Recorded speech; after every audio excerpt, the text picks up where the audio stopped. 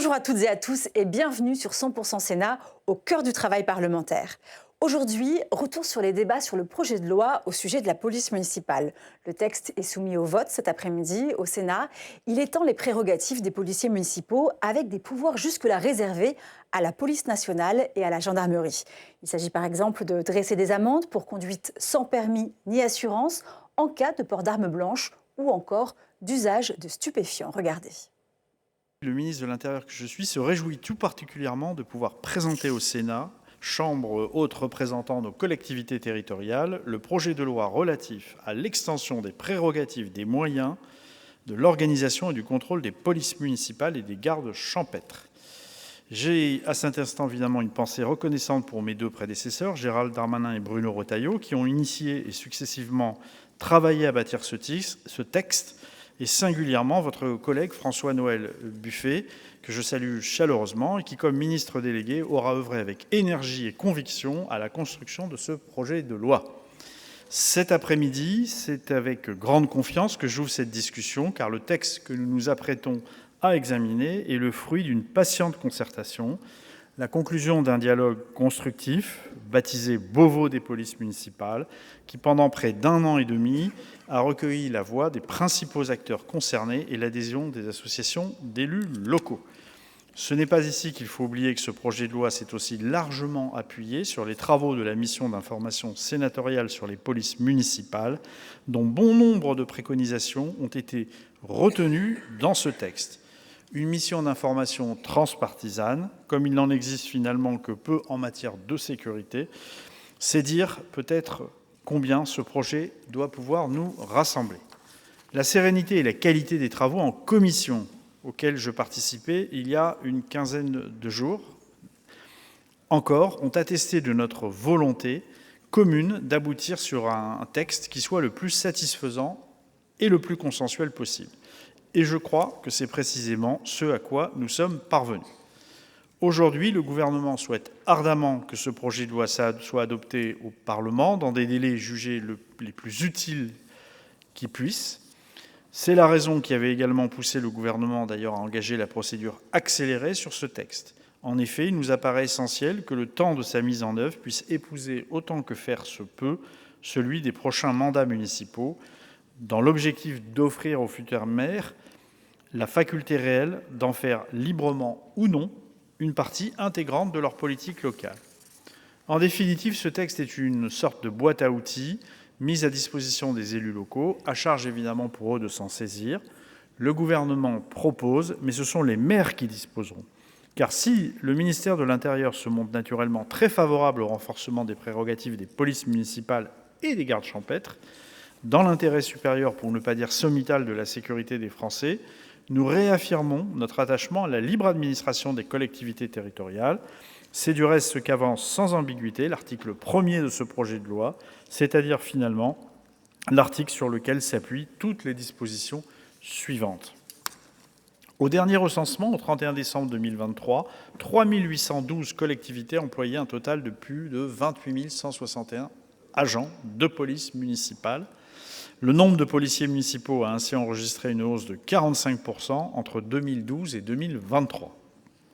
L'ambition de ce texte est finalement d'accompagner cette progression quantitative ou numérique par un rehaussement qualitatif des polices municipales et gardes champêtres déployés sur le territoire.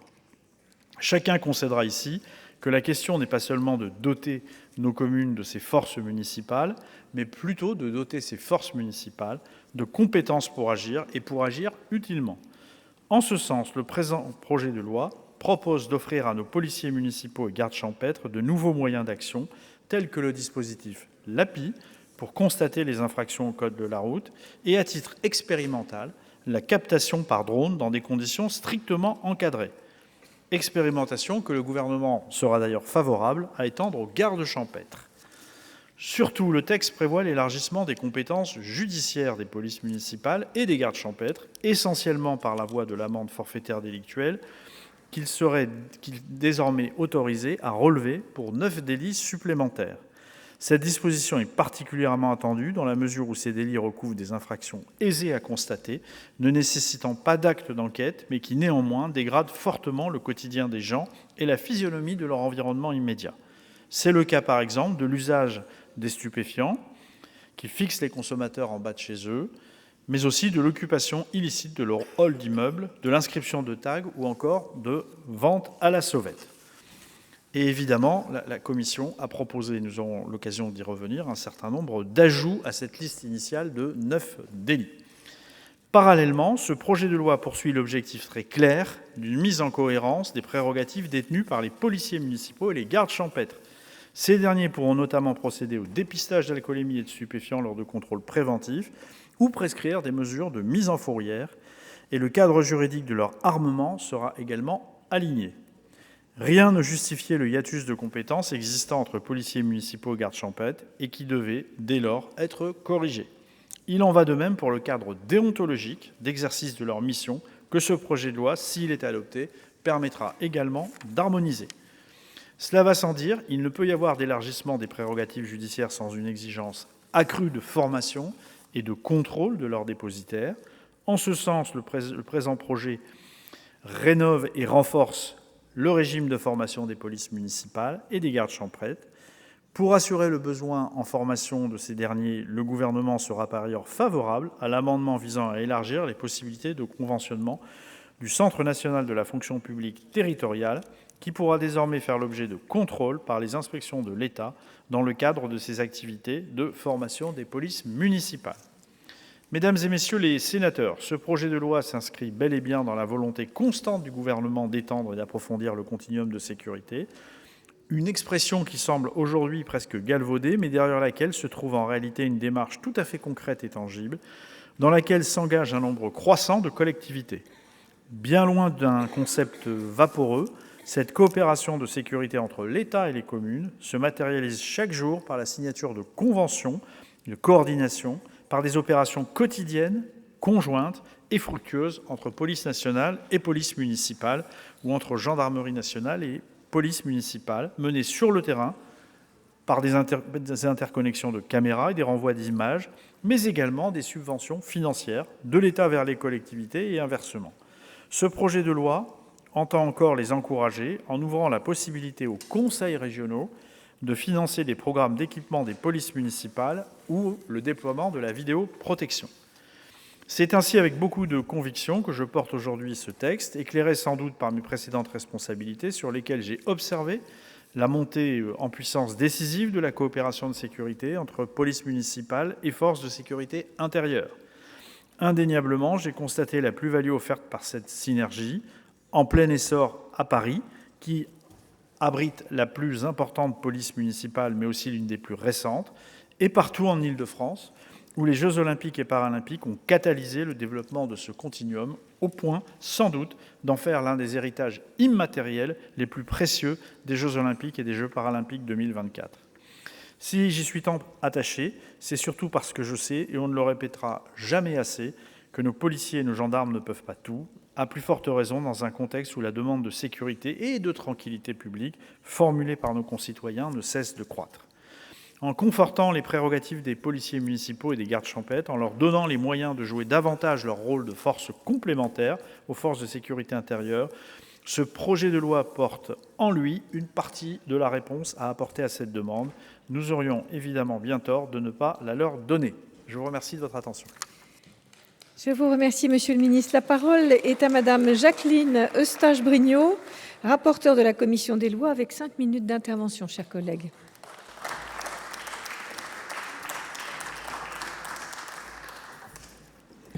Monsieur le Ministre, Madame la Présidente, que je n'ai pas saluée, mes chers collègues, c'est peu dire que le projet de loi relatif aux polices municipales et aux gardes champêtres que nous allons examiner est très attendu. Et pour cause, le statut de ces maillons désormais incontournables du continuum de sécurité n'a pas évolué depuis la loi Chevènement de 1999. La France, elle, a en revanche bien changé pendant ce quart de siècle. Sur le plan sécuritaire, les réalités d'hier ne sont pas celles d'aujourd'hui. Je crois que nous constatons tous au quotidien, dans nos territoires, la multiplication des incivilités et la dégradation de la situation sécuritaire. Dans ce contexte, les policiers municipaux et les gardes champêtres sont en première ligne. Sous l'autorité du maire, ces agents de proximité sont les premiers interlocuteurs de la population en cas de difficulté et bien souvent les primo-intervenants. Faute d'actualisation de leur régime juridique au XXIe siècle, leurs prérogations sont malheureusement en complet décalage avec ce rôle incontournable dans le continuum de sécurité. Policiers municipaux comme gardes champêtres sont aujourd'hui trop souvent freinés dans leur action sur le terrain par les contraintes résultant de ce régime à la fois ancien et inadapté à l'évolution de la délinquance, des moyens technologiques ou encore de la procédure pénale. C'est tout l'enjeu de ce texte qui prévoit une réforme d'ampleur des compétences, mais aussi de l'organisation, des moyens et du contrôle de ces forces. Nous accueillons évidemment très favorablement cette volonté réformatrice qui avait été initialement portée par François-Noël Buffet, je dirais même à double titre puisqu'il avait créé avant son départ pour le gouvernement une mission d'information sur le sujet, dont les recommandations ont été ensuite très largement reprises dans son projet de loi. Je tiens ici à le remercier très chaleureusement pour son engagement sur le sujet. J'en viens désormais au texte lui-même. Les mesures qu'il comporte ont été très largement approuvées par notre commission, qui a donc eu le plaisir d'y retrouver bon nombre de ses recommandations. Sur certains points, nous avons cependant jugé nécessaire d'aller encore plus loin et nous en discuterons. C'est tout d'abord le cas à l'article 2, qui est le cœur du texte. Il permet à certaines polices municipales d'exercer des compétences judiciaires élargies. Laissée au libre choix des communes, la mise en œuvre du dispositif implique toutefois de disposer de personnel encadrant présentant des garanties équivalentes à celles d'un officier de police judiciaire en nombre suffisant. Il permet aux policiers municipaux, aux gardes champêtres, de constater par voie d'amende forfaitaire délictuelle des délits caractérisés de l'insécurité du quotidien. Nous avons premièrement souhaité étendre le champ de ces infractions pour y intégrer certaines auxquelles les agents de terrain sont souvent confrontés, notamment la conduite sans permis, la conduite sans assurance ou encore le port d'armes blanches. Parce que l'établissement d'une AFD suppose ici l'absence de récidive, nous avons autorisé dans des conditions strictement encadrées un accès restreint au traitement des antécédents judiciaires. Je ne doute pas que nous aurons l'occasion de revenir sur ce point au cours des débats, Monsieur le Ministre, bien évidemment. Sur le sujet des compétences judiciaires élargies, nous souhaitons également attirer votre attention sur un sujet important. Le texte que nous votons aujourd'hui ou demain porte assurément des évolutions utiles de notre droit. Mais pour qu'il produise pleinement ses effets, il faudra que les maires, les procureurs et les préfets s'emparent pleinement du dispositif et parviennent à travailler efficacement ensemble. À cet égard, l'élaboration des conventions de coordination constituera une étape essentielle. Le législateur aura fait sa part et la balle sera donc dans le camp des acteurs de terrain. Nous avons également souhaité étendre les possibilités sur les policiers municipaux et les gardes champêtres afin qu'ils puissent procéder à des relevés d'identité. Ce régime est vécu comme une aberration par un grand nombre d'acteurs. Pour exemple, il autorise à relever l'identité d'une personne coupable de tapage nocturne, mais pas de l'auteur d'une agression sur la voie publique. Nous l'avons donc étendu à tout crime et délit flagrant en commission. Nous vous proposons au cours de cette séance un amendement qui permettra d'aller encore plus loin. Il s'agit de les autoriser à contrôler l'identité de toute personne à l'égard de laquelle il existe une ou plusieurs raisons plausibles de soupçonner qu'elle a commis, tenté de commettre ou se prépare à commettre un crime ou un délit. Là encore, notre amendement répond à un besoin opérationnel que les élus et les agents expriment avec force. Je laisserai le soin à ma collègue Isabelle de présenter les autres modifications apportées par notre commission et permettez-moi simplement de me réjouir du caractère consensuel de nos travaux au cours de la commission d'information et de l'apaisement de nos débats en commission. C'est la preuve, s'il en fallait, que les réalités vécues sur le terrain par les maires et les policiers municipaux nous rassemblent bien au-delà de nos clivages politiques. Je vous remercie. Je vous remercie. La parole est à Madame Isabelle Florennes, rapporteure de la Commission des lois, avec 5 minutes d'intervention, chers collègues.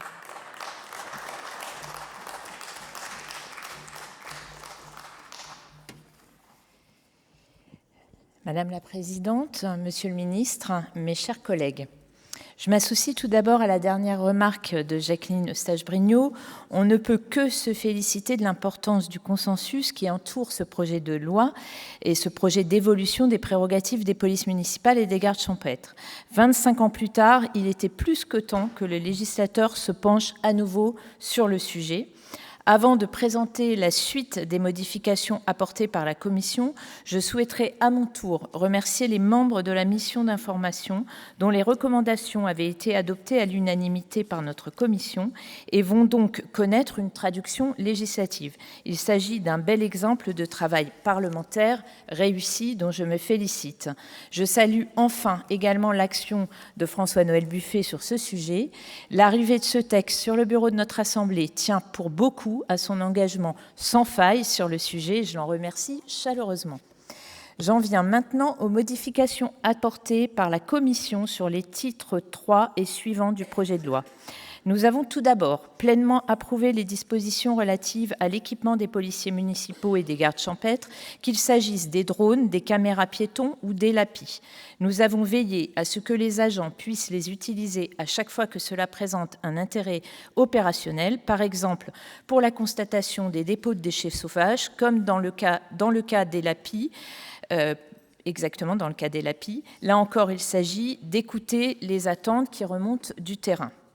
Il était ensuite indispensable de lever l'une des tracasseries administratives la plus pénalisante du régime pour les agents, le renouvellement du port d'arme en cas de mutation. La situation actuelle est aberrante en ce que toute mutation implique aujourd'hui un renouvellement du permis de port d'armes au risque de priver les agents temporairement de leur équipement si la demande n'est pas traitée avec célérité par les préfectures concernées. Cet irritant est systématiquement dénoncé par les policiers municipaux que nous avons interrogés. En conséquence, nous avons créé une autorisation nationale de port d'armes dont la portabilité serait assurée en cas de mutation. C'est bien le minimum que d'arriver à garantir la transmission d'informations entre 2 préfectures dans la France de 2026. Retranscrivant pleinement les recommandations de sa mission d'information, la Commission a ensuite répondu à l'article 6 bis à une demande forte des agents de terrain. Nous avons autorisé les policiers municipaux à procéder dans certaines situations déterminées à des inspections visuelles de véhicules et de leurs coffres. Comme pour le relevé d'identité, nous allons vous proposer d'aller encore plus loin en séance. Il s'agirait d'autoriser ces inspections visuelles en cas de crime ou de délit flagrant pour les seuls personnels encadrants de la police municipale à compétence judiciaire élargie. Il ne s'agirait pas d'une fouille comme peuvent le faire les OPJ dans ce cas de figure, mais bien d'une simple inspection visuelle du véhicule et de son contenu.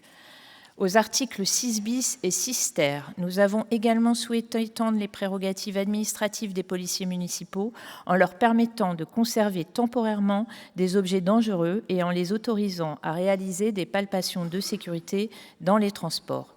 J'en viens ensuite au volet formation. Nous avons approuvé l'extension de l'obligation de formation continue aux gardes champêtres réclamée de longue date et la réforme du système de dispense de formation.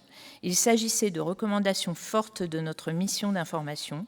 Nous n'avons en revanche pas retenu la suppression du dispositif d'engagement à servir à laquelle les élus étaient opposés en raison de la mise en œuvre récente de ce dispositif à la main des collectivités qui ne permet pas d'en tirer un réel bilan. Sur le volet mutualisation, la Commission a souhaité franchir un pas supplémentaire et a encore assoupli le régime afin d'autoriser à chaque fois que cela est possible la mise en commun des moyens entre les communes le souhaitant. J'en viens enfin aux articles relatifs au contrôle des policiers municipaux et des gardes champêtres. Nous nous sommes félicités de la création d'un RIO dédié pour les polices municipales. Il s'agit là d'une vraie avancée pour garantir l'identification des agents et la traçabilité des consultations de fichiers. Sur le contrôle externe, nous avons traduit une recommandation forte de la mission d'information, la mise en place d'une mission de contrôle permanent des polices municipales et des gardes champêtres communes aux inspections générales du ministère de l'Intérieur. Si le contrôle échoit prioritairement au maire comme employeur, il est en effet impératif que l'accroissement des compétences judiciaires des agents ait pour corollaire un contrôle externe accru. Comme en matière de sécurité civile, le programme de contrôle annuel pourrait être également élaboré dans le cadre d'un partenariat avec les élus. Monsieur le ministre, nous aurons l'occasion d'en discuter. Je vous remercie pour votre attention. Nous passons à l'article 2. J'ai plusieurs demandes de prise de parole. Madame Catherine Di Folco, nous vous écoutons. Merci Madame la Présidente. Oui, alors cet article 2 traite en partie des nouvelles missions dévolues aux policiers municipaux et de leur formation. Et je souhaite donc à cette occasion dénoncer le mauvais coup qui a été fait par le gouvernement dans le PLF 2026 avec le détournement de fonds d'une partie de la cotisation des collectivités territoriales au CNFPT en plafonnant à près de 400 millions d'euros la recette issue de ces cotisations. Cela s'est fait sans concertation et sans information du CNFPT. Et c'est en fait 45 millions d'euros qui iront directement dans les caisses de l'État et non dans la formation des agents territoriaux. C'est par exemple des frais de déplacement d'1 million de stagiaires qui ne seront pas pris en charge. C'est la formation de sapeurs-pompiers qui sera diminuée. Et c'est aussi l'abandon de la création d'un centre de formation de la police municipale. Alors cherchez l'erreur, hein.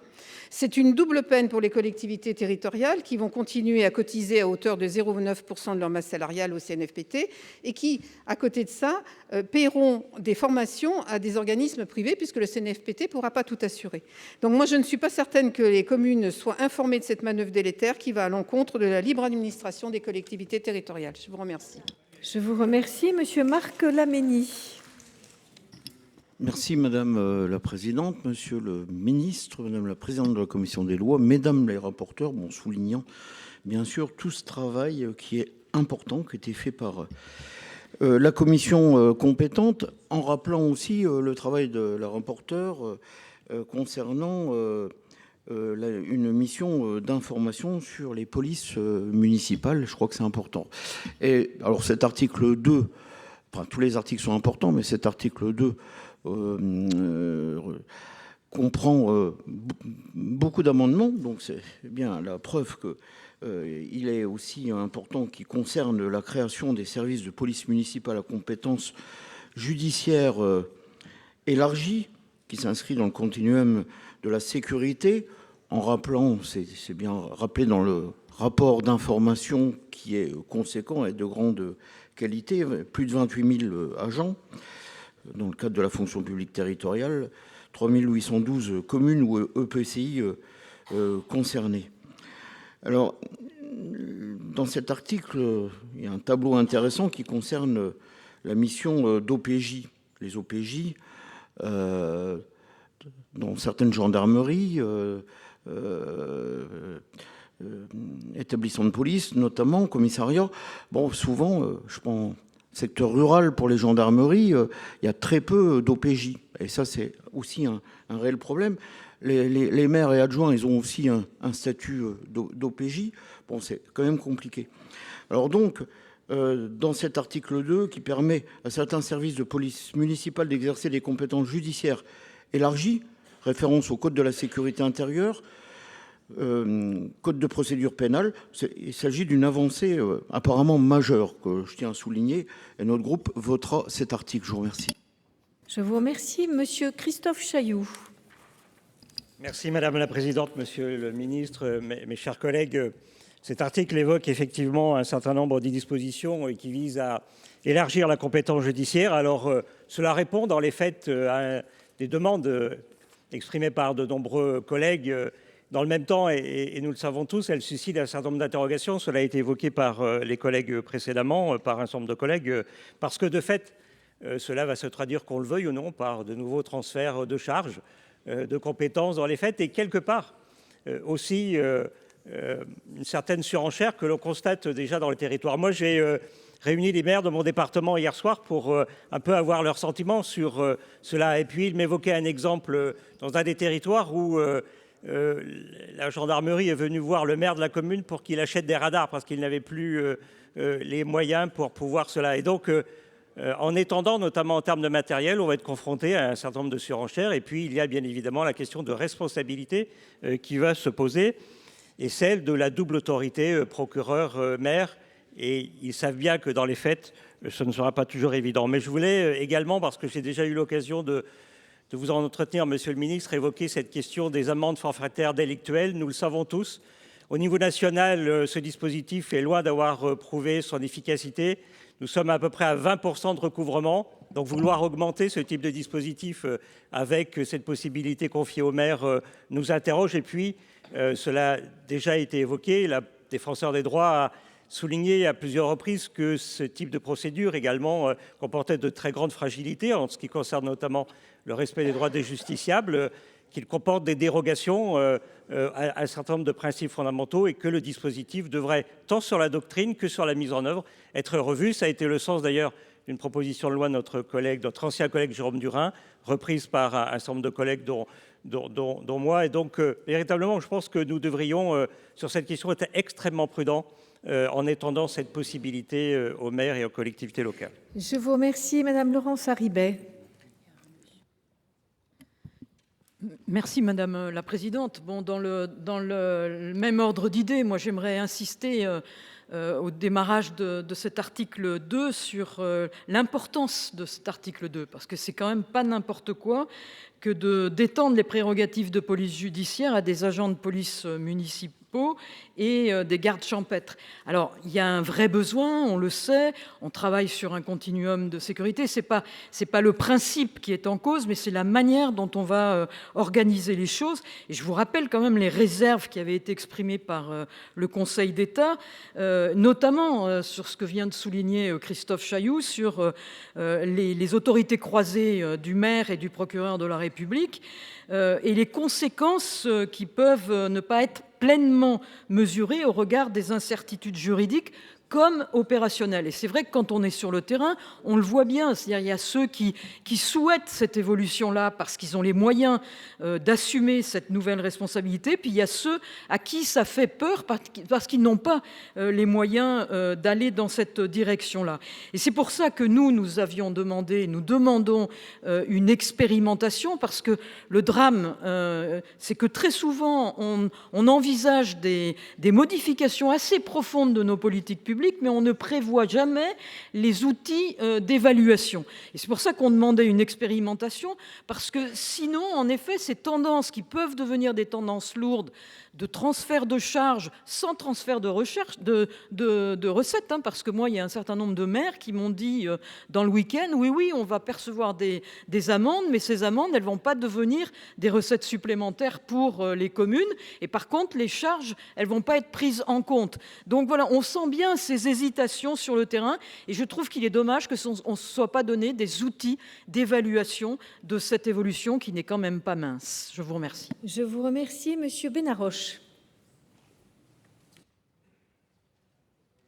Merci Madame la Présidente. Effectivement, je partage l'avis qui a été émis du fait que cet article-là est en fait un article fondamental dans ce texte, parce que sur beaucoup d'autres éléments du texte, nous sommes d'accord, et d'ailleurs les préconisations de la commission sénatoriale ont été communes, partagées par tous, sauf sur ce point-là, parce qu'en fait sur ce point-là, nous ne l'avons pas évoqué exactement de la même façon, puisque la question qui était posée au départ, c'était de savoir s'il fallait judiciariser la police municipale. La réponse de la totalité des acteurs que nous avons rencontrés, qu'il s'agisse d'élus, de maires ou de policiers municipaux eux-mêmes, a été de dire non, il ne faut pas judiciariser la police municipale. Mais il y avait cette volonté effectivement d'accroître le périmètre des infractions qu'ils pouvaient constater et d'accroître en fait les outils dont ils pouvaient disposer. Et pour le faire, il y avait parmi ceux-là, et pour pouvoir le faire, il y avait l'obligation, effectivement, par exemple pour dresser des amendes forfaitaires délictuelles, que cette judiciarisation d'une façon ou d'une autre ait lieu.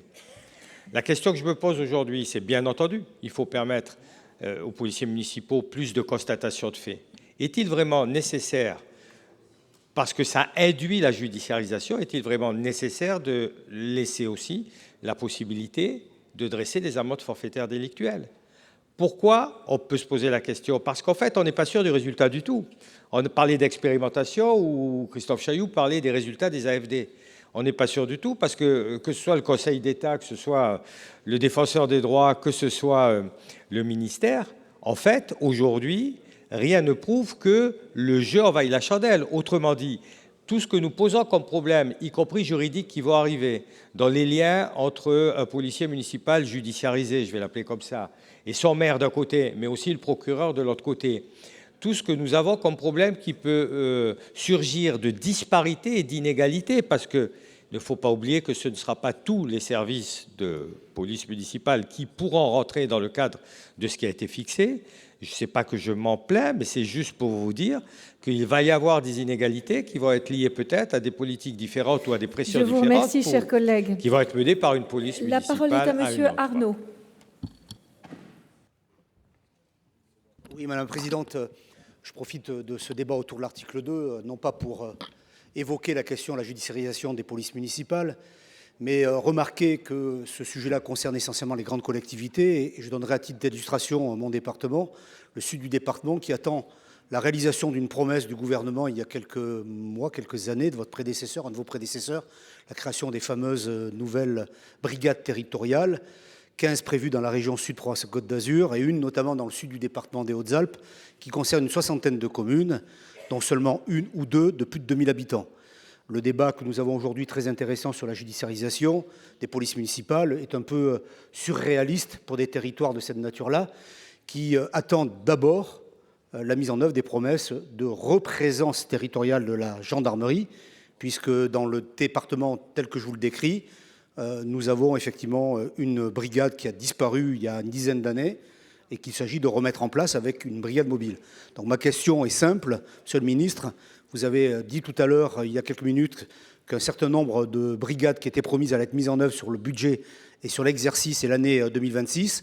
J'aimerais en connaître la liste et être certain, dans l'esprit du débat que nous avons aujourd'hui, que les territoires qui ne disposent ni de police municipale, ni d'OPJ, si ce n'est à travers la présence de gendarmerie, on puisse avoir des réponses précises, car les territoires attendent et il n'y a pas deux catégories de population, celles et ceux qui habiteraient dans les zones urbaines et celles et ceux qui habiteraient dans les zones rurales, au demeurant fréquentées notamment par des axes de circulation importants, qui ne pourraient pas bénéficier d'une couverture de police. On doit la police à chacune et chacun de nos concitoyens. C'est un devoir de solidarité, de mutualisation, un devoir de protection que nous devons à l'égard de tous nos citoyens, où qu'ils se situent, en zone urbaine ou en zone rurale. Je vous remercie.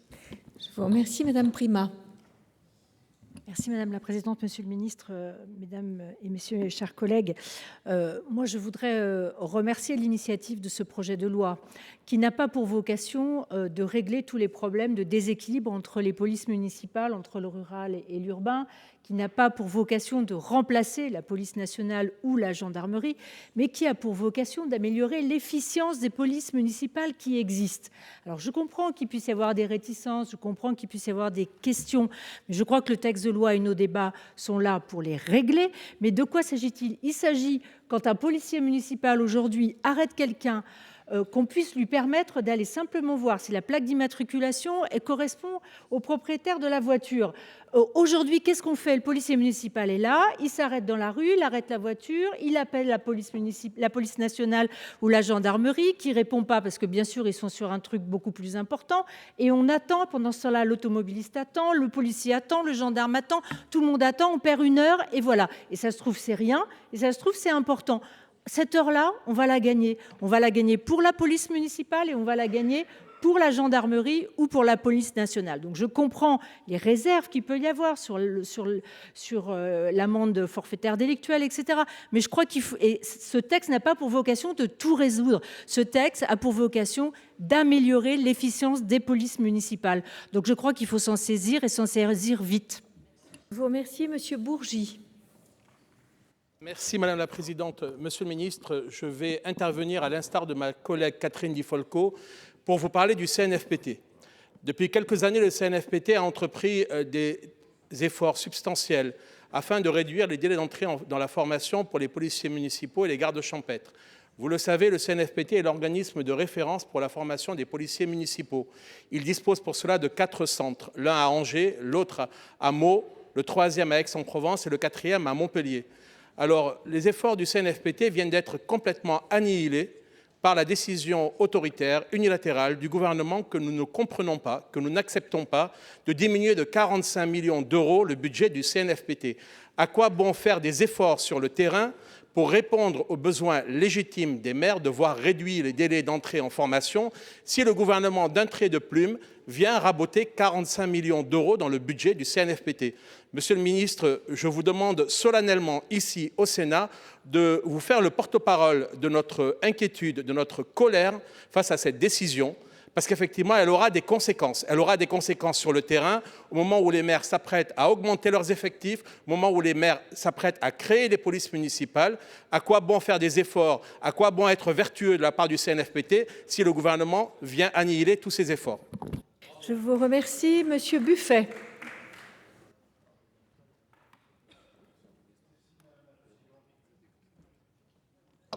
Merci Madame la Présidente. Quelques observations simplement sur cet article qui est effectivement majeur dans le texte.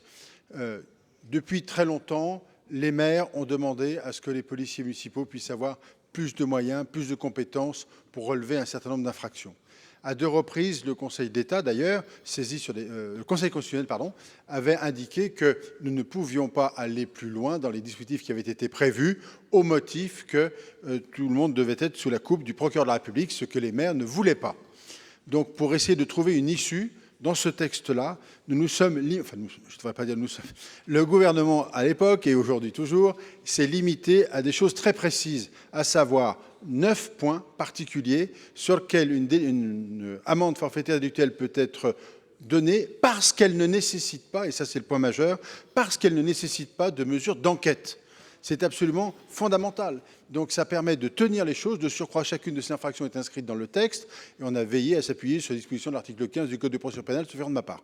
Donc tout ça est extrêmement bordé. Ça, c'est le premier point. Donc il n'y a pas de risque de dérapage. Et 2, redire que ce texte est une boîte à outils pour les maires. Ils l'utiliseront ou ils ne l'utiliseront pas, selon qu'ils le voudront ou qu'ils ne le voudront pas et qu'ils auront les moyens ou pas de le faire. Donc que les choses soient bien claires sur ce point-là. Merci. Je vous remercie. Monsieur Savoldelli. Oui, merci Madame la Présidente. Mes chers collègues, je vais répondre aux 2 ministres successifs, celui qui est actuellement en situation de responsabilité, puis celui qui l'était avant. Je trouve qu'on a un petit paradoxe quand même. Il y en a un, quand il était au gouvernement, il a retiré 5 milliards aux collectivités territoriales, et celui qui est actuellement au gouvernement vient d'en enlever 2 milliards. Je parle direct, pas l'impact sur les collectivités en termes de consolidation. J'ai ici le tableau de 2018 à 2024. À champ de communes comparables, l'augmentation des dépenses concernant la police municipale et l'ensemble des dépenses de fonctionnement. Tout est augmenté. Donc on a un petit problème, c'est qu'on a nos communes qui déjà contribuent, dernier chiffre à ma connaissance, 2,3 milliards d'euros aux polices municipales. Et là, on va avoir, avec cet article, une mise en concurrence entre les collectivités, celles qui ont les moyens, qui font le choix politique et qui vont avoir les moyens financiers, avec d'autres qui pourraient éventuellement avoir le choix politique, mais qui n'auront pas les moyens financiers. Donc, ce qui fait qu'on va avoir des capacités de constatation, d'enquête, sur maintenant près de 15 délits où on va être à inégalité territoriale. Moi, je vous pose la question. Je pense qu'il y a une rupture républicaine. La deuxième chose que je veux dire, c'est sur la question de l'élargissement du périmètre, avec maintenant une police municipale qui va faire des procès-verbaux, fixer le montant de l'amende. On va se retrouver devant un sujet mal instruit à mon avis, mais peut-être que je me trompe. On va maintenant avoir une autorité administrative qui va infliger une sanction pénale qui relève de l'autorité judiciaire. Moi, je vous le dis, mes chers collègues, je m'interroge beaucoup sur la question du respect de la séparation des pouvoirs. Merci. Je vous remercie. Nous allons commencer par l'amendement 45. Madame la présidente Cukierman, nous écoutons. Merci Madame la Présidente, Monsieur le Ministre, mes chers collègues. Je crois qu'au nombre d'interventions sur l'article 2, cela démontre, s'il en était nécessaire, son importance et finalement le caractère crucial qu'il a dans ce projet de loi. À mes yeux et aux yeux de l'ensemble des membres de notre groupe, il remet gravement en cause le principe d'unité de la police judiciaire sur l'ensemble du territoire national, pourtant principe fondamental garanti par notre droit. Et donc, je ne peux me satisfaire d'une réponse qui vise à dire que l'on met en place une boîte à outils que certains utiliseront ou pas. La question est bel et bien, y aura-t-il une égalité demain sur tous les territoires? Enfin, et je veux rappeler que la police judiciaire demeure une prérogative régalienne de l'État, justement pour préserver l'égalité de tous les citoyens devant la loi, et donc permettre aux collectivités locales, selon leurs moyens budgétaires, d'octroyer à leurs agents ou non des pouvoirs d'enquête, crée de fait une rupture d'égalité territoriale. Et donc, en proposant la suppression de cet article 2, la question de ce vote n'est pas d'être pour ou contre les polices municipales et les gardes champêtres, mais la question est d'être pour ou contre le démantèlement d'une police judiciaire déjà bien mal en point dans notre pays, alors même que tout un chacun n'a de cesse de répéter qu'il nous faut de plus en plus de sécurité. Et puis, vous voyez, mes chers collègues, la magie du Sénat, c'est que quand on fait un rappel au règlement, on a ensuite une explication un peu plus poussée que la précédente. Et donc, Monsieur le Ministre, finalement, je veux vous le dire ici, soyez rassurés et rassurez surtout Madame la Ministre des Comptes Publics. La Commission des Finances fait très bien le travail pour rechercher toutes les économies, puisque l'amendement que j'évoquais tout à l'heure, qui a été déclaré irrecevable, l'est au nom d'un fait sans appel. Il limite la possibilité pour la puissance publique de diminuer les dépenses CQFD. Cet article 2, en tout cas, n'est pas le nôtre. Nous voterons contre. Et malheureusement, Monsieur le Ministre, c'est ce qui nous amènera à rejeter votre projet de loi. Je vous remercie. L'avis de la commission, Madame la rapporteure. C'est vrai que si on acceptait cet amendement, on rentrerait plutôt chez nous. Bon. Chers collègues, vous imaginez bien que la commission des lois a émis un avis défavorable. C'est le cœur même du texte. Et ce n'est pas que le cœur même du texte, c'est ce qu'attendent les élus et les équipes de police municipale. On a fait énormément d'auditions. Dans le cadre de la mission de la commission des lois, où vous étiez représentés, on a refait des auditions récemment dans le cadre de ce texte. Tout le monde attend ses prérogatives. Tout le monde. Pourquoi? Parce que la police municipale aujourd'hui, elle est confrontée à la délinquance de proximité et elle ne peut pas sanctionner. Donc il arrive à un moment où les habitants vont se dire mais à quoi ils servent, sincèrement. Donc aujourd'hui, ces outils qu'on veut leur donner et qui précisent bien que c'est dans le cas d'une police de proximité, et François Noël l'a rappelé tout à l'heure, puisque rien n'est écrit qui pourrait avoir un lien avec une enquête et donc avec de la police judiciaire. Donc très sincèrement aujourd'hui, le cœur de l'article 2 va définir simplement ces missions qui sont aujourd'hui celles de la police municipale, mais avec des outils pour sanctionner cette délinquance de proximité qui, quel que soit le territoire aujourd'hui, perturbe la vie de tous nos habitants. Et je voudrais juste rappeler, si j'ai quelques secondes, que dans le texte, on y reviendra plus loin. Nous, au Sénat, on n'a pas voulu une police municipale à 2 vitesses en fonction de la taille des territoires et qu'on a renforcé la possibilité de travailler ensemble pour que, par rapport à ce que nous a dit notre collègue tout à l'heure, tout le monde puisse bénéficier de ses prérogatives judiciaires. Mais je le rappelle, c'est le choix politique du maire qui fera ou pas que cela fonctionne dans les territoires. Donc c'est un avis défavorable, bien évidemment.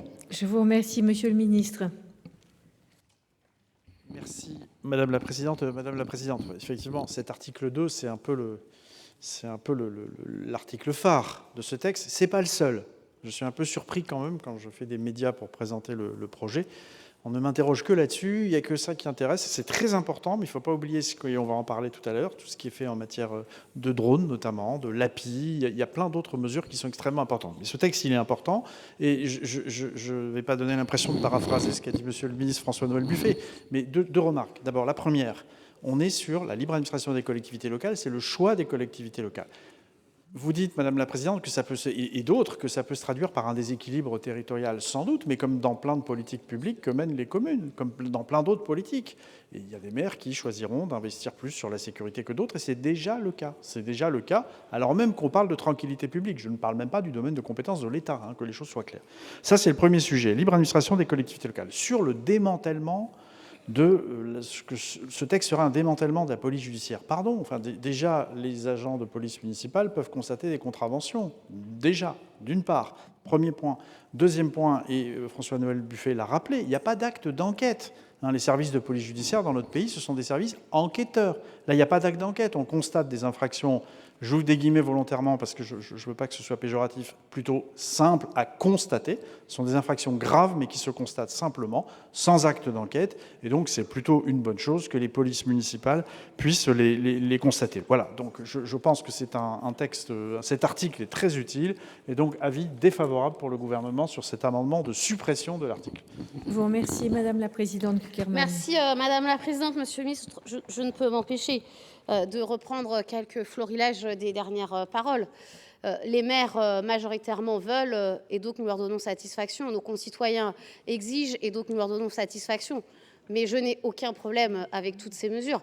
Malheureusement, ce n'est que sur ce sujet-là, a priori, que nous leur donnons satisfaction. Je ne vais pas faire la liste de tout ce qui est attendu aujourd'hui par les élus locaux et nos concitoyens. Monsieur le ministre, je crois qu'effectivement, notre objectif n'est pas d'aggraver les déséquilibres en matière de la sécurité, qui n'est pas qu'une politique publique locale, qui est une mission régalienne de l'État.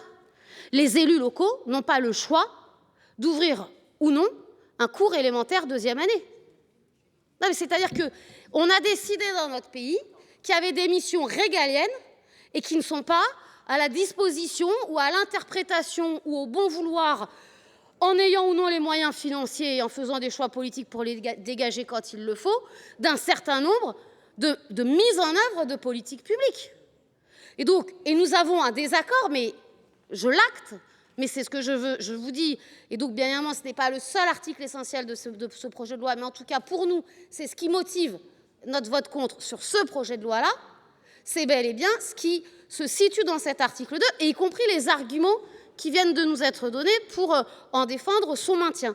Mais je suis rassurée parce que je sais qu'à partir du 3 février, 17h05, ici au Sénat, quand la majorité des maires demanderont et exigeront des moyens supplémentaires, on saura les satisfaire. Je vous remercie, Madame Gréaume.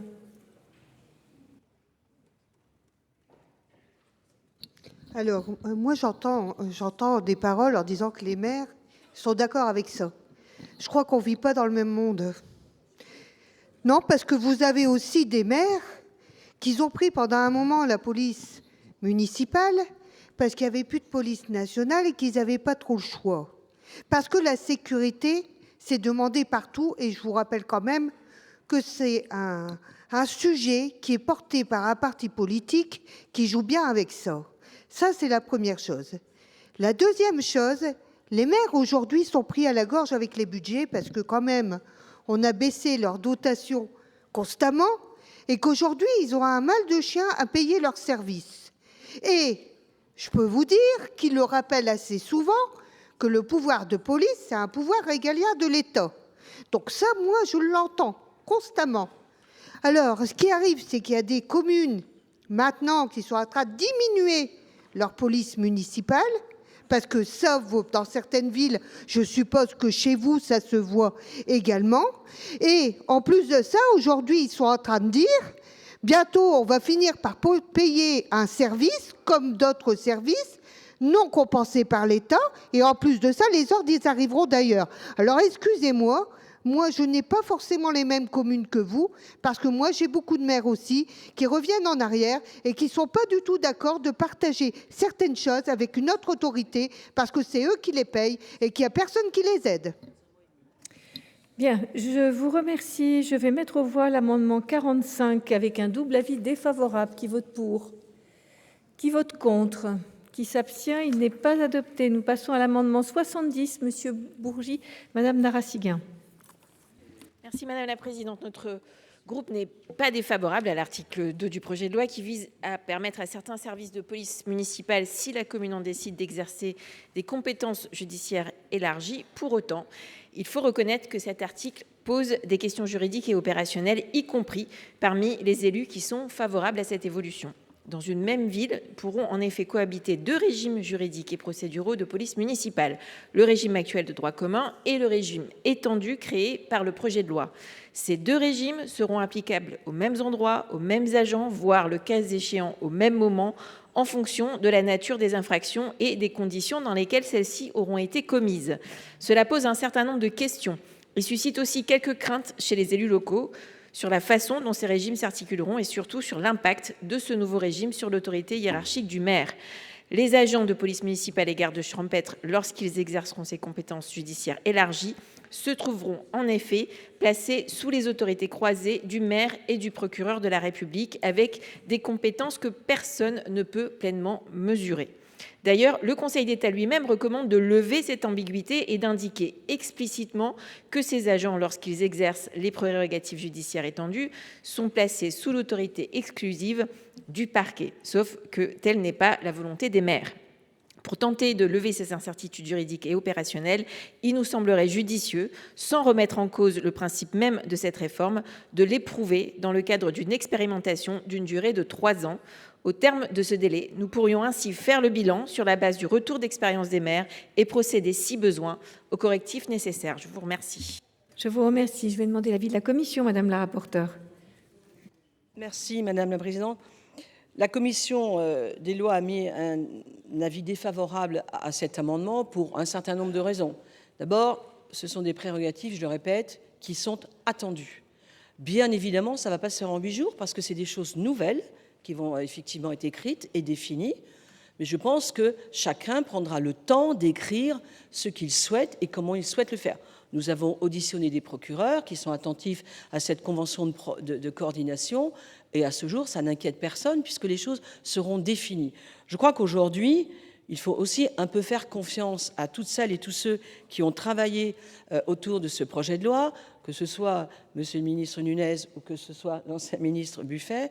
Je crois que le temps nécessaire qui a été pris pour rédiger ce projet de loi, aujourd'hui, doit vous rassurer et ne doit pas, aujourd'hui, nous poser une question sur laquelle on devrait revenir dans 2 ou 3 ans pour valider une nouvelle loi. D'ailleurs, ça ne va pas être fait dans les 8 jours, il va falloir quelques mois déjà pour sortir les textes, pour définir les choses, il va falloir du temps, et tout le monde a bien conscience qu'il va falloir du temps pour que ce soit efficace. Donc nous avons émis un avis totalement défavorable à cette proposition d'expérimentation. Je vous remercie, monsieur le ministre. Madame la présidente, oui, même avis. Il va falloir du temps pour mettre en place ce texte. Il y a un volet réglementaire qui est extrêmement dense, à la fois sur les formations, y compris sur les amendes forfaitaires délictuelles. Donc on ne sera pas tout de suite en capacité d'assurer ça. Donc ça va prendre du temps. Et d'ailleurs, ça avait été annoncé par François-Noël Buffet, et je l'ai repris moi-même à plusieurs reprises en expliquant cette temporalité. Et voilà. Premier point. Deuxième point, l'évaluation, rien ne nous empêche de la faire en temps réel. Il n'y a pas forcément besoin d'être dans une expérimentation. Lancer une expérimentation, ça voudrait dire qu'on n'est pas sûr qu'on va continuer. Non, il y a eu un vrai consensus autour de cet article, autour de cette extension de compétences sur cette possibilité de constater des délits. Donc voilà, donc moi je suis défavorable à cette expérimentation, mais je vous dis, madame la sénatrice, évidemment, on sera attentif au fonctionnement du dispositif. Ça n'empêchera pas une évaluation en temps réel, mais il n'y a pas besoin d'en faire une expérimentation. Avis défavorable. Je vous remercie. Vous avez demandé la parole, madame de La Gontrie. Merci, madame la présidente. Nous avons bien entendu la position de la rapporteure et du ministre. Ce qu'il faut bien comprendre avec cet article, c'est qu'en fait, on est en train de proposer aux maires un marché de dupes. Parce que considérer qu'avec des compétences croisées, parce qu'il y aurait une convention de coordination entre les maires et le parquet, les maires de quelle que soit la taille des communes, mais j'ai envie de dire des petites communes, vous le savez, je suis élu de Paris. Je ne suis pas inquiète pour Paris. Parce que l'ancien préfet Nunez le sait bien, il y a une forte police municipale, il y a un travail en commun permanent avec la préfecture de police. Donc, il n'y a pas d'inquiétude particulière entre une grosse police municipale de la capitale et le parquet qui, ma foi, est bien obligé quand même d'effectuer sa coordination. Mais dans les petites communes, est-ce que vous pensez vraiment que les maires auront droit au chapitre ? Donc, c'est cela que nous nous proposons. Nous ne disons pas que nous ne sommes pas d'accord, vous l'avez noté, monsieur le ministre, mais nous disons simplement qu'il faut expérimenter pendant 3 ans. Parce que si dans 3 ans ou avant, certains maires vous disent « Ah bah oui, mais en fait, je pensais que, mais tu sais, mon procureur, enfin bon, etc. » Ils n'auront plus que leurs yeux pour pleurer. Voilà pourquoi on propose cette évaluation. Madame Harribey. Oui, juste quelques mots pour revenir sur ce que j'ai dit en préalable à l'article et de ce qui vient d'être dit. C'est-à-dire que moi, je veux bien que c'est pas je comprends que vous vouliez pas une expérimentation parce que ça a fait l'objet de longs débats, etc. Mais vous êtes bien d'accord quand même pour dire que ce n'est pas perçu de la même manière selon les territoires et qu'on va avoir une inégalité de fait du fait des moyens des différentes collectivités. Donc moi, ce que je regrette, c'est qu'on n'ait pas prévu les moyens d'évaluation. Vous ne voulez pas mettre une expérimentation, ok, on peut le concevoir, parce que c'est une manière de revenir après en arrière ou de laisser une chance de revenir en arrière. Mais pourquoi on ne met pas en place les moyens d'évaluation ? Parce qu'à un moment donné, Marie-Pierre de La Gontrie a raison de dire que ça peut être ressenti comme un marché de dupes. Alors, pas pour tout le monde, c'est évident. Moi, je suis de Gironde. Pour Bordeaux, ça pose aucun problème. Ils le réclament à corps et à cri. Par contre, dans le Médoc, je viens d'avoir un entretien avec des maires et une intercommunalité où, en fait, il y avait une police intercommunale avec quelques agents. Et en fait, ils ont supprimé ça parce qu'ils n'ont plus les moyens. Et donc, finalement, ils vont bricoler, etc. Et ils vont se retrouver dans des situations extrêmement difficiles. Or, on sait que des territoires comme cela, ils sont importants aussi quand on parle de lutte contre la délinquance. Donc, on est d'accord sur le principe, vous l'avez bien compris, mais je trouve dommage qu'on n'ait pas prévu les moyens d'évaluation, que ce soit sous forme d'une expérimentation ou une autre forme. Je vous remercie, Madame Narassiguin. Oui, merci Madame la Présidente. Oui, comme viennent de le dire mes deux collègues, effectivement, nous sommes quand même très inquiets sur les disparités qu'il va y avoir entre les territoires, même au sein du même territoire, entre des communes. Moi, je suis en Seine-Saint-Denis, j'ai aucune inquiétude sur le fait que, par exemple, dans la ville de Saint-Denis, tout ça pourrait être mis en œuvre sans problème. Mais c'est quand même, cette co-tutelle va quand même poser des difficultés qui risquent d'être importantes. Nous ne remettons pas du tout en cause le principe que les policiers municipaux, lorsque le maire le choisit, puissent aller au bout de leur action et constater certaines infractions supplémentaires pour effectivement avoir une action plus efficace. Mais puisque nous pouvons anticiper malheureusement que cette Assemblée ne votera pas notre amendement, je ne peux que nous demander collectivement de partir du principe que dans 3 ans, nous devrions, ici au Sénat, exercer notre rôle de contrôle et mener une mission d'information approfondie pour nous assurer de la bonne mise en œuvre de cette loi, des dysfonctionnements qui seront malheureusement, je pense, inévitables, et apporter les correctifs législatifs nécessaires. Je vous remercie. Je vous remercie, Monsieur Buffet. Madame la Présidente, je rejoins dans son propos Madame Narassiguin. Effectivement, l'exercice du pouvoir de contrôle, la Haute Assemblée le détient. Et dans ces conditions-là, à horizon de 2 ou 3 ans, le temps que les choses se mettent en place, rien n'empêchera la Présidente, enfin, celui ou celle qui sera président de la Commission des lois, d'engager une mission de contrôle, une commission d'enquête, tout ce qu'on voudra, ce qui permettra d'évaluer les choses de façon très claire et de surcroît très indépendante. Merci. Merci, cher collègue. Monsieur Chailloux. Merci, Madame la Présidente. À mon tour, je veux insister sur le fait que cette disposition de la double autorité, elle interroge quand même, y compris des élus qui sont extrêmement favorables à l'extension de ce type de prérogatives, parce que dans les faits, y compris nous le savons, le dialogue n'est pas toujours évident, même si je reconnais qu'il y a eu beaucoup de progrès. Moi, j'ai été maire pendant très longtemps et je me souviens de l'époque où le dialogue avec les autorités judiciaires n'était quand même pas des plus simples. Mais nous avons beaucoup progressé.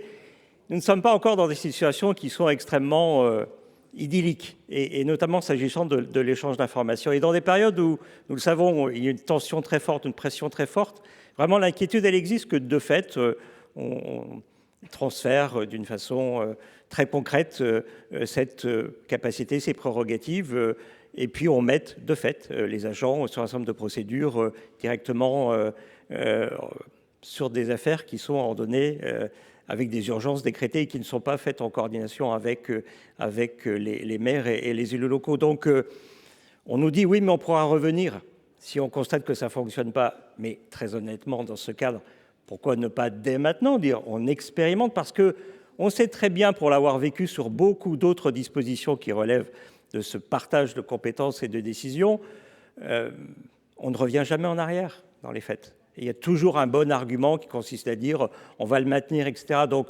regardons très concrètement, essayons de voir si cela peut fonctionner. Je pense que c'est une façon qui sera sans doute plus utile pour nos territoires. Et encore une fois, moi j'insiste sur ce point. Madame la rapporteure disait ah mais non, il n'y a pas de problème, tout le monde est d'accord. Je suis désolé de vous le dire, Madame la rapporteure, encore une fois, j'ai pu échanger ces derniers jours avec beaucoup de maires, y compris avec des maires qui ne partagent pas forcément les mêmes options politiques que moi.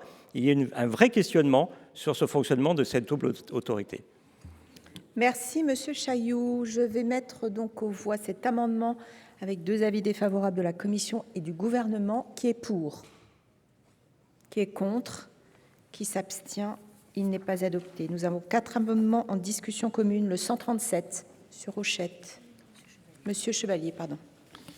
Merci Madame la Présidente, Monsieur le Ministre, mes chers collègues. Cet amendement vise à autoriser les policiers municipaux à procéder à la fouille de véhicules. Alors, il ressort d'une forte demande du terrain sur ce type de demande. Ça s'inscrit également dans la prévention d'un certain nombre d'infractions. Ça répond aussi à des urgences. Je prends un exemple, alerte enlèvement. Mais bien évidemment, et ce qu'on demande, c'est que ça soit un bon encadrement. Merci. Je vous remercie. Le 226, la Commission, Madame la rapporteure. Merci Madame la Présidente. C'est le même esprit que l'amendement précédent, puisque effectivement cet amendement sur la vérification visuelle des coffres, c'est une forte demande par les services de terrain. Il vise donc à étendre ses compétences propres des personnels encadrants des services de police municipale. On a essayé de le rédiger pour que ça puisse aboutir. Par parallélisme avec les garanties prévues par l'article 78.2.3 du Code de procédure pénale accordant une prérogative analogue aux officiers de police judiciaire, la présence physique du personnel encadrant serait obligatoirement requise. Parce qu'aujourd'hui, on a un vrai sujet sur la visualisation des coffres, y compris des demandes de la police nationale, monsieur le ministre, et la gendarmerie dans des territoires ultramarins, il y a des vraies demandes. La présente inspection visuelle ne pourrait se dérouler hors de la présence de cette personne concernée. Et par ailleurs, et on précise dans cet amendement, que les véhicules spécialement aménagés à usage d'habitation seraient exclus du dispositif. Monsieur le ministre, je voudrais attirer votre attention sur ce sujet. Notre collègue a parlé effectivement de l'alerte enlèvement, avec effectivement aujourd'hui, dans le cadre du narcotrafic, on voit bien des gens cachés dans les coffres. On voit très bien que l'ouverture des coffres peut quand même être très nécessaire dans la lutte de ce qu'on a à faire aujourd'hui sur des sujets qui concernent la sécurité de nos concitoyens. Voilà l'objet de cet amendement. Je vous remercie. L'amendement suivant, Monsieur Fargeot.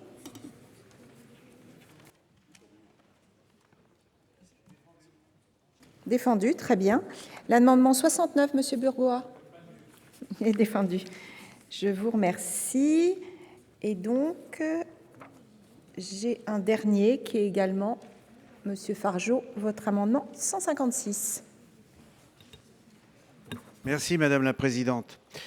Sur l'élargissement de certaines compétences judiciaires en matière de délit routier, le législateur reconnaît une réalité opérationnelle. Les interventions peuvent exposer les agents et les tiers à des risques immédiats. Cette nouvelle responsabilité doit s'accompagner de moyens élémentaires permettant de sécuriser l'intervention.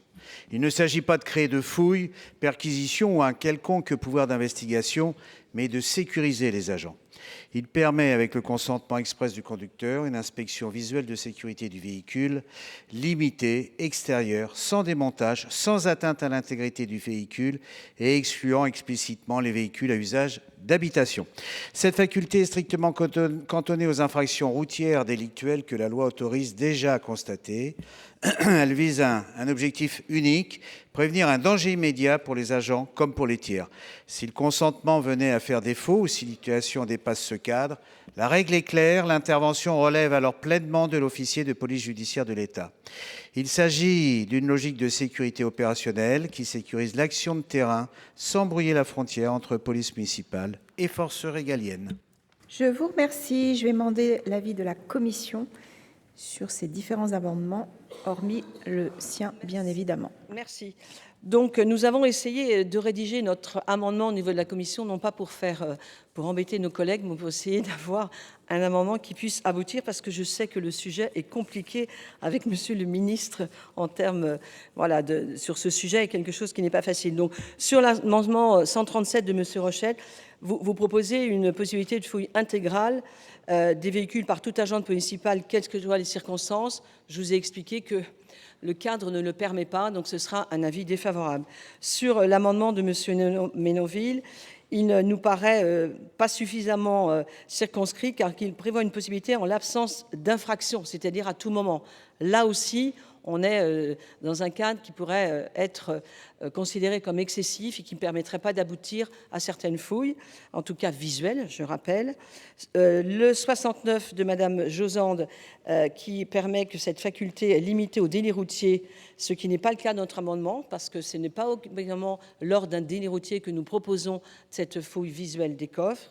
Et sur l'amendement de M. Fargeot, là aussi, le consentement du conducteur est prévu, ce qui vide effectivement la visée du dispositif. Donc c'est un avis défavorable. Voilà, on a essayé de regarder par rapport au contexte législatif, au contexte légal, ce qu'on peut écrire en la matière, parce que c'est pas facile de l'écrire. Donc sur ces amendements, c'est un avis défavorable à la faveur de l'amendement des rapporteurs et de la commission. Mais je rappelle à mes collègues que ce n'est pas parce que nous pensons que nous sommes les meilleurs, c'est simplement que nous avons essayé d'écrire des choses qui peuvent aboutir. Merci. Monsieur le ministre. Merci beaucoup, Madame la Présidente. Donc, je vais rendre un avis sur l'ensemble de ces amendements. D'abord, vous dire que dans le projet, se souvenir que dans le projet de loi déposé initial du gouvernement, cette disposition ne figurait pas. On en a discuté dans le cadre de la commission, où le sujet a été abordé, et j'ai dit que je n'y étais pas opposé dans certaines circonstances, qui sont celles qui est retenue par Madame la rapporteure, Mesdames les rapporteurs de la commission, des circonstances très précises, celles où le maire a autorisé l'agent à intervenir pour la sécurisation d'une manifestation sportive, récréative ou culturelle, ou dans le cadre de périmètres de protection.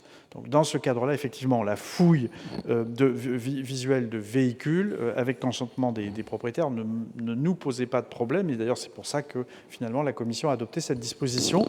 Pourquoi ? Parce qu'il faut bien avoir à l'esprit que pour les forces de sécurité intérieure de l'État, ça n'existe pas non plus.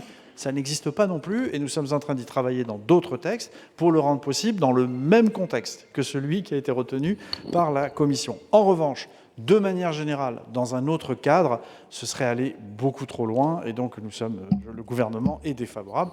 D'autant plus, encore une fois, les forces de sécurité intérieure n'en ont pas la possibilité, sauf à s'inscrire dans un cadre judiciaire et d'être dans un cadre d'enquête judiciaire. Donc voilà, donc dans ces conditions, moi je suis défavorable à l'ensemble de ces amendements pour les motifs que je viens de dire. Et évidemment, nous n'allons pas demander la modification de l'article 6 bis tel qu'il est issu de la rédaction de la commission des lois pour la possibilité de fouilles aux abords, encore une fois, des lieux dont les agents de sécurité, les agents de police municipale assurent la sécurité, et notamment donc les manifestations sportives, récréatives ou culturelles, ou celles des périmètres de protection. Merci, Monsieur le ministre. Bien, pour explication de vote, Monsieur Benarroche.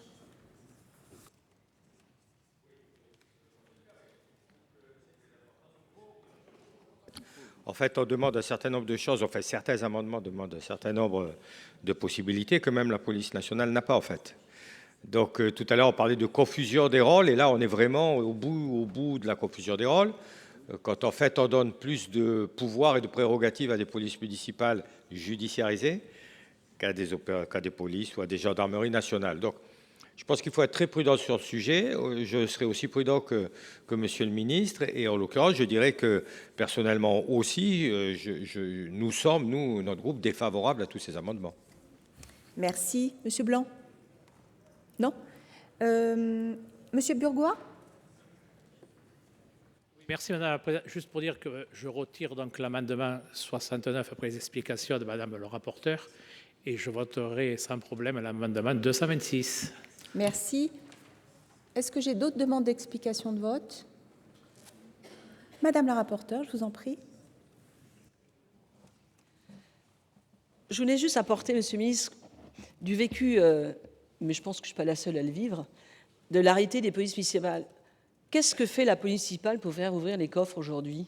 Elle demande s'ils ont le triangle. et les coffres s'ouvrent, clairement. Donc effectivement, on peut aussi trouver tous les moyens, les artifices pour faire ouvrir les coffres, mais la réalité, c'est que, et vous avez rappelé, c'est vrai, Monsieur le Ministre, que la police nationale a la même demande et la gendarmerie a la même demande. C'est un besoin pour nos forces de sécurité, quelles qu'elles soient, de pouvoir faire ce travail, de faire ouvrir les coffres pour faire juste regarder ce qu'il y a dans le coffre. Ça change beaucoup de choses. Je pense que la réalité du quotidien fait que c'est une nécessité et ça protège aussi nos agents de police, quels qu'ils soient, de pouvoir faire ouvrir un coffre pour éviter parfois le pire. Voilà ce que je voulais dire. Je vous remercie. Bien, je vais donc mettre aux voix le premier amendement, le 137, défendu par Monsieur Chevalier, qui a donc eu un avis défavorable de la Commission et un avis défavorable du Gouvernement. Qui est pour? Qui est contre? Qui s'abstient? Il n'est pas adopté. Le 226 de la Commission, qui est pour? Qui est contre? Qui s'abstient? Il est adopté et il fait tomber les amendements suivants. Nous continuons. Monsieur Benaroche, le 171.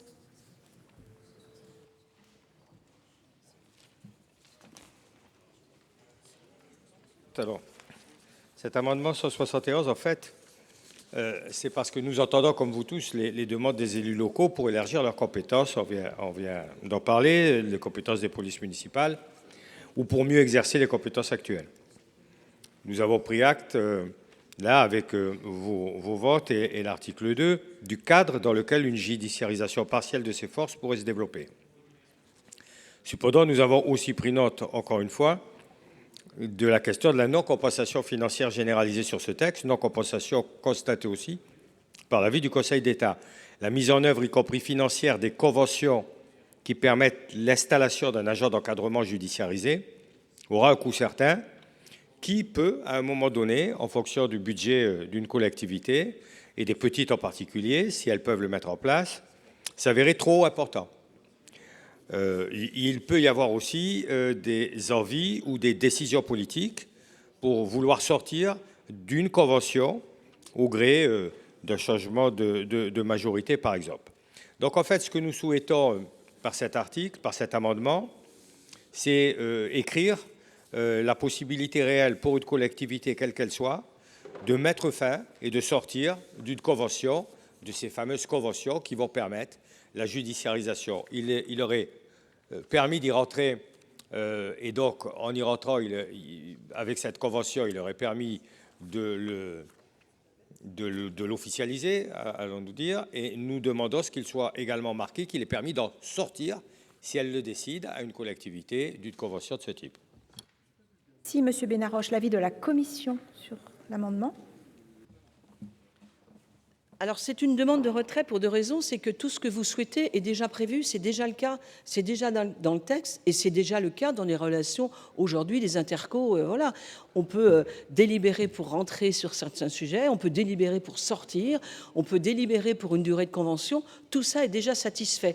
Donc c'est pour ça que la Commission a évidemment souhaité un retrait de cet amendement ou, si vous le maintenez, un avis défavorable.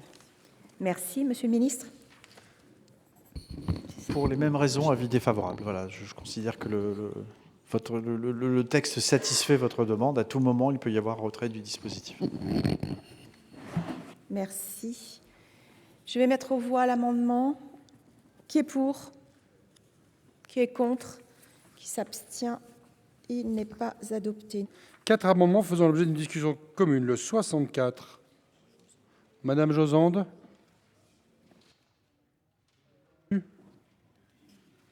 Allez, vous avez la parole, mes chers collègues.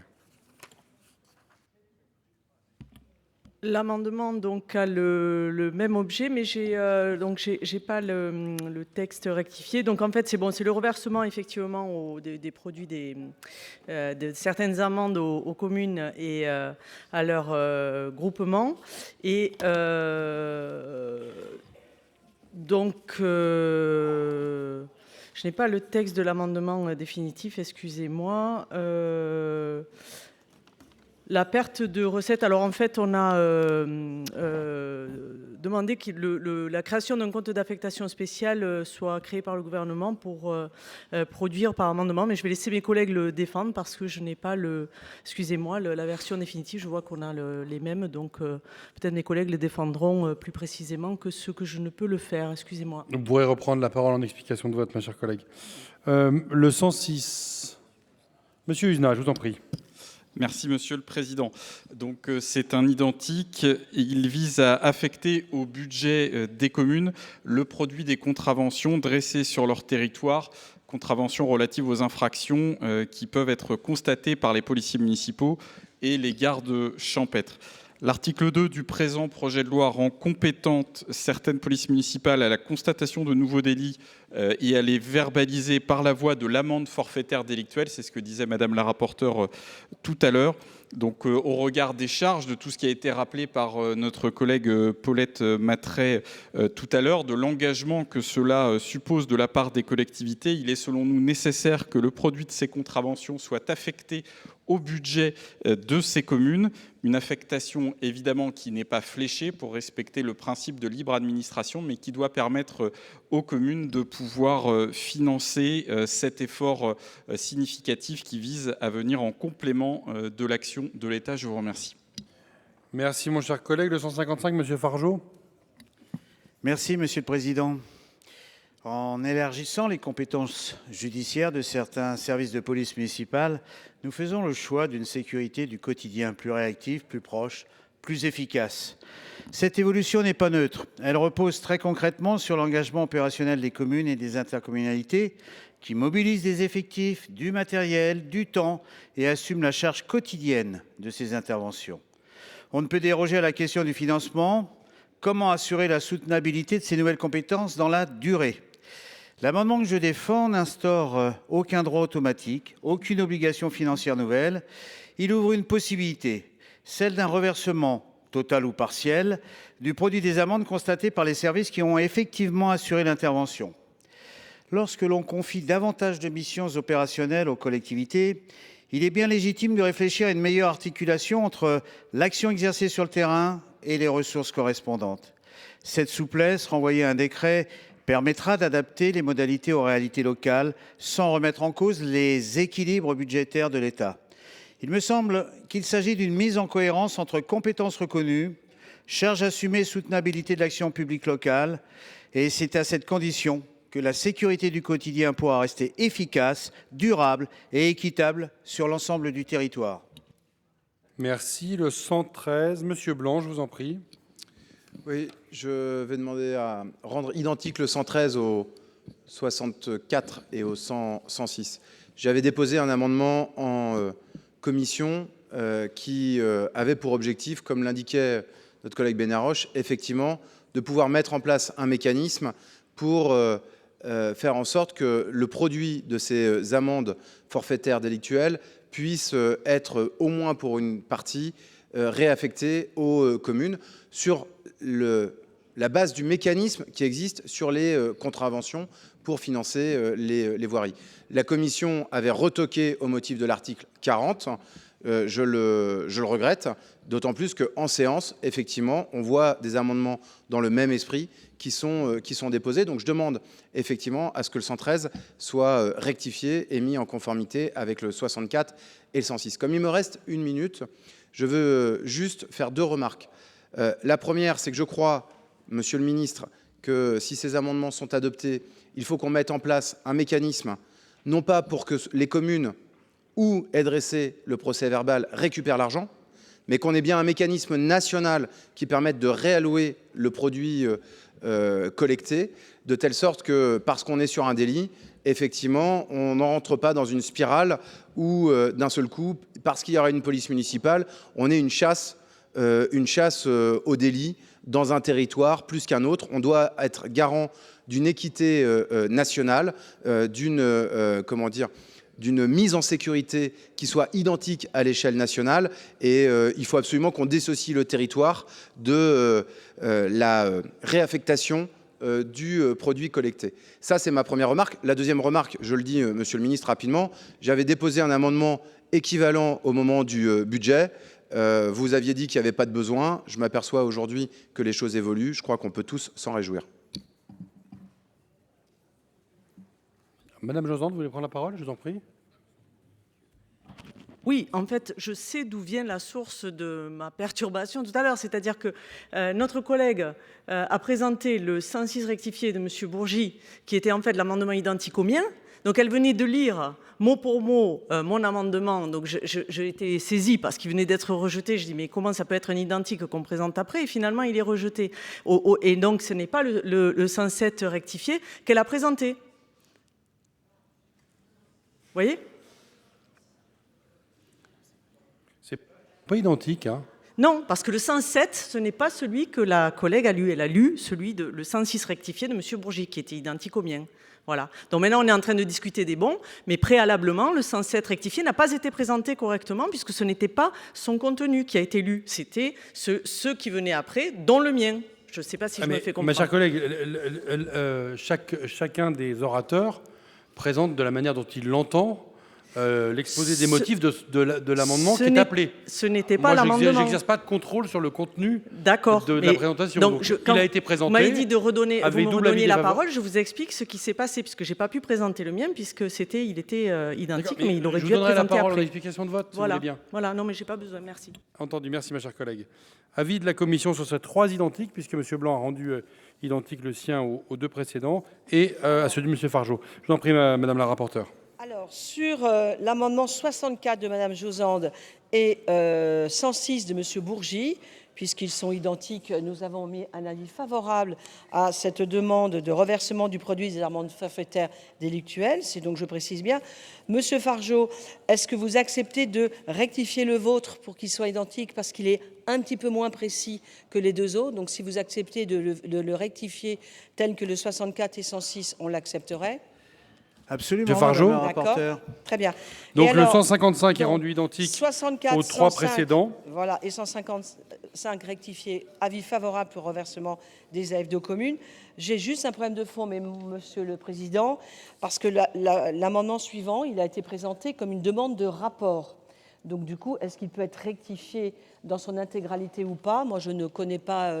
Voilà, parce qu'au départ, cet amendement, c'était une demande de rapport. Donc on avait mis un avis défavorable. Rectifier comme il le souhaite notre collègue sénateur. Est-ce que c'est possible ou pas? C'est possible? Oui, le voilà. 113 donc, est rédigé désormais comme les deux voilà, précédents. Très bien. Donc on a émis évidemment un avis favorable au quatrième amendement sur ce sujet rectifié. Voilà. Avis favorable pour les quatre, du coup. Merci, madame la rapporteure. Monsieur le ministre, je vous en prie. Pour l'ensemble de ces amendements, Monsieur le Président, je considère donc, enfin c'est pas je considère, c'est la réalité, ils relèvent d'une loi de finances et pas de la loi ordinaire, donc voilà, je considère qu'ils n'ont pas leur place dans ce projet de loi. Donc avis défavorable pour l'ensemble. Merci, Monsieur le ministre. Y a-t-il des prises de parole? Madame Josande, vous voulez la parole? Monsieur Bénarot, je vous en prie. Oui, dans la continuité de ce que j'ai dit tout à l'heure, comme nous avions déposé, j'avais déposé cet amendement aussi en commission. Bien entendu, nous les soutenons, les trois, dans celui de mon collègue Grégory Blanc, puisqu'il nous paraît effectivement normal que le fruit du travail des collectivités puisse en partie leur revenir. Si l'État se désengage de ses fonctions, qui plus est sans compensation financière, comme le rappelle d'ailleurs l'avis du Conseil d'État, nous pensons justifier que le produit des amendes soit dirigé en partie vers les collectivités. Donc nous soutiendrons ces amendements. Parole est à Monsieur Bourgi. Merci, Monsieur le Président. Monsieur le Ministre, tout à l'heure, dans la discussion générale, j'indiquais que le bloc communal mobilise chaque année l'équivalent de 2,5 milliards d'euros en investissement et en fonctionnement pour les services de police municipale et de garde champêtre. Et vous le savez, les maires vont continuer à s'engager à vos côtés. Je l'ai dit tout à l'heure aussi, malheureusement, nous constatons, eu égard à la situation budgétaire du pays, et vous n'y êtes absolument pour rien, qu'aujourd'hui, des enveloppes dévolues à l'aide à l'investissement des communes, notamment le FIPD et la DETR, qui sont mobilisées en général par les préfets pour financer l'installation de caméras de vidéosurveillance, ont tendance à stagner ou à diminuer. C'est la raison pour laquelle nous avons présenté ces amendements pour que les communes puissent trouver des ressources supplémentaires, des ressources complémentaires, afin d'investir et de s'équiper. Et lorsqu'elles s'investissent et qu'elles s'équipent, souvent c'est à la demande de leurs administrés, mais souvent c'est à la demande pressante de la part de la police nationale ou de la gendarmerie nationale qui a identifié ici ou là la nécessité d'installer une caméra de vidéosurveillance afin de les assister dans les enquêtes qu'ils peuvent mener et afin de lutter contre un certain nombre d'infractions.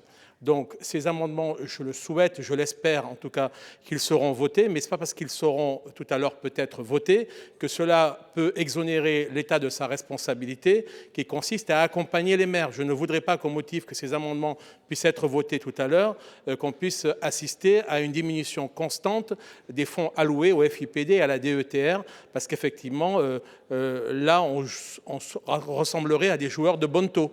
Ce que les maires auraient gagné d'un côté, ils l'auraient perdu de l'autre. Monsieur Blanc, je vous en prie. Oui, je ne reviendrai pas sur la diminution des fonds alloués au FIPD. Mon collègue Hussein Bourgi vient de l'évoquer. On l'a débattu également au moment du débat sur le PLF. Je veux juste souligner peut-être 2 points. Le premier, c'est qu'à travers le FIPD, on est essentiellement sur de la dotation matérielle, pas que, mais notamment sur de la dotation matérielle et éventuellement des actions de médiation pour mieux prévenir la délinquance.